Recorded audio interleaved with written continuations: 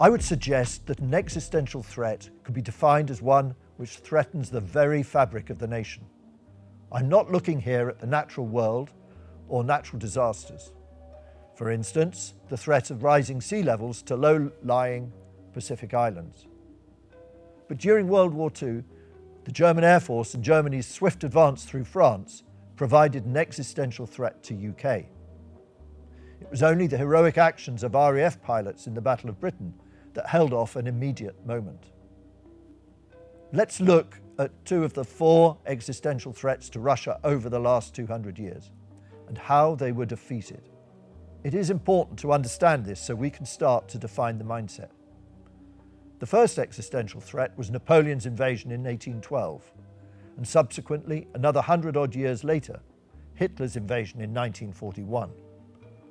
In both of these events, I contend there were three things that saved Russia.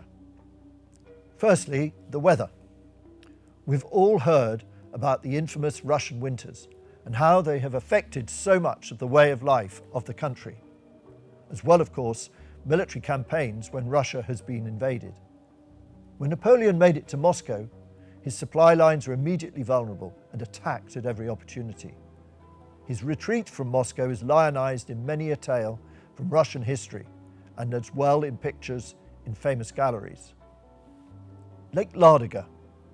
During the winters of the siege of Leningrad, there was a frozen ice route known as the Road of Life across Lake Ladoga back to the motherland. It saved the lives of tens of thousands, if not hundreds of thousands of people. Let me give you an example of the Russian weather and how it plays in real life to people. In 1993, I was the Deputy General Director of a British telecom joint venture in St. Petersburg, previously Leningrad, of course. We were taking international telephone minutes out of the city by satellite link back to UK and distributing them across the world. It was November 1993, and we had a board meeting of the joint venture.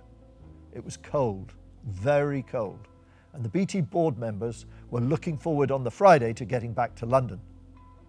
So when the Russian members started drinking at lunchtime and toasting Lake Ladoga, we were none too pleased, as the finish of the meeting would be delayed, and we may miss our flights back to London. When we heard why, we were shamefaced. It turned out that the last time Lake Ladoga had frozen over previously in November was 1943, when the siege of Leningrad was still underway.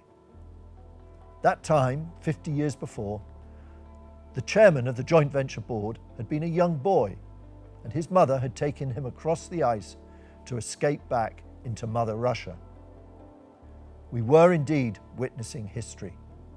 The Russian weather had been instrumental in saving his life as he saw it. The people. I'm not going into the history of Napoleon's invasion of Russia, but the fact the people were able to think and act the way they did shows a completely different mindset to people from other countries. Burning and then abandoning their capital city, Moscow, and moving into the countryside was notable for the very fact that Russians were able to think like that. It still surprises and amazes me.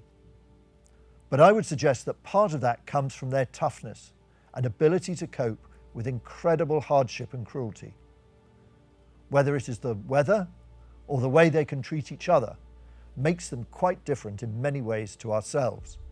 That's not to glorify them, but to ensure that we, as a British nation, do not allocate our way of thinking to their actions, just because they may appear to look like us. We have to deal with difference. The size of the country. We have discussed the size of the country earlier, but its sheer scale means that they can absorb the enemy all the way to Moscow and then spit them out. The retreat of Napoleon is infamous as well as famous. At the same time, Russia is obsessed with protection of its borders. Nothing is more important. Border troops are considered elite and have access to lots of financial resources.